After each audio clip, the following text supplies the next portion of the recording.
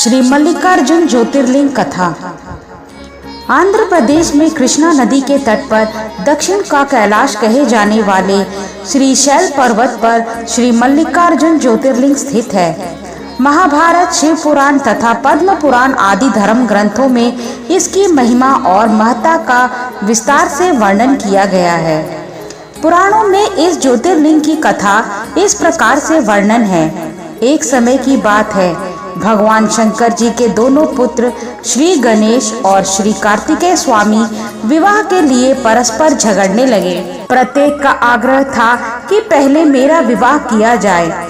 उन्हें लड़ते झगड़ते देखकर भगवान शंकर और माँ भवानी ने कहा, तुम लोगों में से जो पहले पूरी पृथ्वी का चक्कर लगाकर यहाँ वापस लौट आएगा, उसी का विवाह पहले किया जाएगा।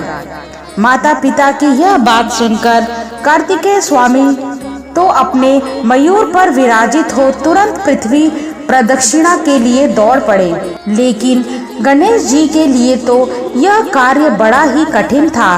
एक तो उनकी काया स्थूल थी, दूसरे उनका वाहन भी मूषक चूहा था।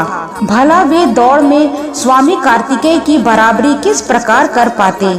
लेकिन उनकी काया जितनी स्थूल थी, बुद्धि उसी के अनुपात में सूक्ष्म और तीक्ष्ण थी।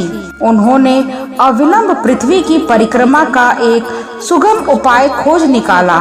सामने बैठे माता पिता का पूजन करने के पश्चात उनकी 7 प्रदक्षिणाएं करके उन्हें पृथ्वी प्रदक्षिणा का कार्य पूरा कर लिया। उनका यह कार्य शास्त्रानुमोदित था।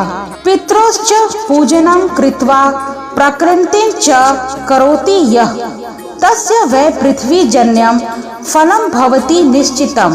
पूरी पृथ्वी का चक्कर लगाकर स्वामी कार्तिकेय जब तक लौटे तब तक गणेश जी का रिद्धि सिद्धि नाम वाली 2 कन्याओं के साथ विवाह हो चुका था और उन्हें क्षेम तथा लाभ नामक 2 पुत्र भी प्राप्त हो चुके थे। यह सब देखकर स्वामी कार्तिकेय अत्यंत रुष्ट होकर क्रौंच पर्वत पर चले गए। माता पार्वती वहां उन्हें मनाने पहुंची। पीछे शंकर भगवान वहां पहुंचकर ज्योतिर्लिंग के रूप में प्रकट हुए और तब से मल्लिकार्जुन ज्योतिर्लिंग के नाम से प्रख्यात हुए। इनकी अर्चना सर्वप्रथम मल्लिका पुष्पों से की गई थी। मल्लिकार्जुन नाम पड़ने का यही कारण है। एक दूसरी कथा यह भी कही जाती है, इस शैल पर्वत के निकट किसी समय राजा चंद्रगुप्त की राजधानी थी। किसी विपत्ति विशेष के निवारणार्थ उनकी एक कन्या महल से निकलकर इस पर्वत राज के आश्रम में आकर यहाँ के गोपों के साथ रहने लगी। उस कन्या के पास एक बड़ी ही शुभ लक्षणा सुंदर श्यामा गौ थी। उस गौ का दूध रात में कोई चोरी से दूह ले जाता था। एक दिन संयोगवश उस राजकन्या ने चोर को दूध दूहते देख लिया और क्रुद्ध होकर उस चोर की ओर दौड़ी। किंतु गौ के पास पहुंचकर उसने देखा कि वहां शिवलिंग के अतिरिक्त और कुछ नहीं है।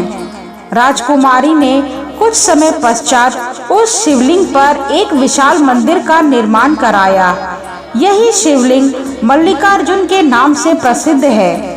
शिवरात्रि के पर्व पर यहाँ बहुत बड़ा मेला लगता है। इस मल्लिकार्जुन शिवलिंग का दर्शन, पूजन एवं अर्चन करने वाले भक्तों की सभी सात्विक मनोकामनाएं पूर्ण हो जाती हैं। उनकी भगवान शिव के चरणों में स्थिर प्रीति हो जाती है। दैहिक, दैविक, भौतिक सभी प्रकार की बाधाओं से वे मुक्त हो जाते हैं। जय मल्लिकार्जुन।